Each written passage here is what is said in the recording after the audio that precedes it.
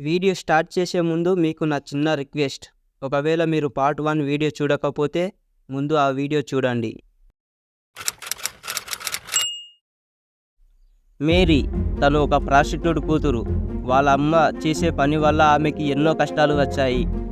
Mary అమ్మ Tyson తన కూతురిని వీటి అన్నిటికీ దూరంగా పెంచాలని కేర్విన్ సిటీలోని అతిపెద్ద స్కూల్లో చదివించింది. కాలేజీ దాకా తెచ్చింది. టైసన్ చేసే పని వల్ల మేరీకి ఎన్నో కష్టాలు వచ్చాయి. కాలేజీకి వెళ్ళే దారిలో ఎన్నో అవమానాలు, ఎంతో బాధను చూసింది. మేరీ ఎంత పద్ధతిగా ఉన్నా ఆమెని అందరూ ఒక చిన్న చూపుతోనే చూసేవారు. ఆమెతో ఒక నైట్ గడపడానికే చూసేవారు. ఇలా సాగిపోతున్న తన జీవితంలో ఆమె ఏ ఒక్క మగవాని నమ్మేది కాదు. ఇలాంటి సమయంలోనే టామ్ మేరీని ఫాలో చేయడం మొదలుపెట్టాడు. తన వెనకాలే నీడలా మేరీని ఎప్పుడూ కాపాడుతూ ఆమె వెంటనే ఉండటం స్టార్ట్ చేశాడు. మేరీ మీద పడే నిందలను తుడుస్తూ మేరీని తన కాలేజీ వరకు సేఫ్గా చేర్చేవాడు. సాయంత్రం ఆమె కోసం ఎదురు చూసేవాడు. మేరీ కోసం ఇంత చేసిన టామ్ ఎప్పుడు మేరీతో మాట్లాడాలని ట్రై చేయలేదు. టామ్ సిన్సియారిటీని చూసిన మేరీ టామ్ లవ్లో పడిపోయింది. మేరీ ఒకరోజు ఇంత చేస్తున్న టామ్ దగ్గరకి వెళ్ళి మాట్లాడింది. అదే టైంలో టామ్ మేరీకి ప్రపోజ్ చేశాడు. ఒక రోజు తర్వాత టామ్ ప్రపోజల్ని మేరీ యాక్సెప్ట్ చేసింది.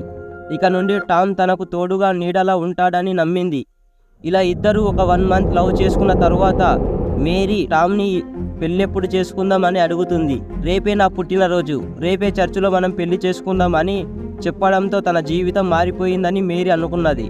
అనుకున్నట్టే చర్చిలో పెళ్లి చేసుకున్నారు. తరువాత రాత్రి 7కి టామ్ మేరీని వాళ్ళ నాన్నకి పరిచయం చేపిస్తా అని చెప్పి ఆ మూసి ఉన్న హాస్పిటల్లోకి తీసుకెళ్తాడు. ఆ హాస్పిటల్లో డేవిడ్ని టామ్ వాళ్ళ నాన్నగా పరిచయం చేపించాడు. కానీ మేరీకి ఎందుకో డేవిడ్ చూపులు నచ్చలేదు. టామ్తో వెళ్దాం మనం ఇక్కడి నుండి, ఇక్కడ నాకెందుకో నచ్చడం లేదు అని చెప్పింది. డేవిడ్ టామ్లు ఇద్దరు కలిసి బలవంతంగా మేరీని పట్టుకొని దారుణంగా 2 రోజులు రేప్ చేశారు. 3వ రోజు మేరీని చంపుతూ టామ్ మేరీతో ఇలా అన్నాడు, ఇలాంటి దాన్ని ఎవ్వడు పెళ్లి చేసుకోవాలి అని అనుకోడు. పైగా నీలాంటి దాన్ని చంపితే ఎవ్వడు పట్టించుకోడు. నాకు కావాల్సింది నీ బాడీ పార్ట్స్, కానీ నువ్వు కాదు అని టామ్ ఎంతో నమ్ముకున్న, ఆశలు పెట్టుకున్న మేరీని చంపేశాడు. ఇంతకు వీళ్ళెవ్వరు?